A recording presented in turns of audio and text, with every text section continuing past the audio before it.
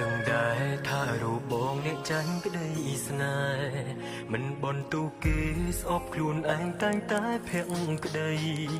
រូបទាំងក្រំចិត្តយល់ការពិតគឺជីវិតបងនេះគ្មានន័យចង់ហេតុអ្វីក៏រូបស្រីសុំស្រឡាញ់បងអូនបានប្រាប់បងថាស្នេហ៍ស្នងអាណិតបងណាស់ចង់ឲ្យបងផ្លាំងភ្លេចនាងចាំមកស្នេហ៍នោះល្អអូនធ្វើគ្រប់យ៉ាងឲ្យបងជឿលើទង្វើល្អ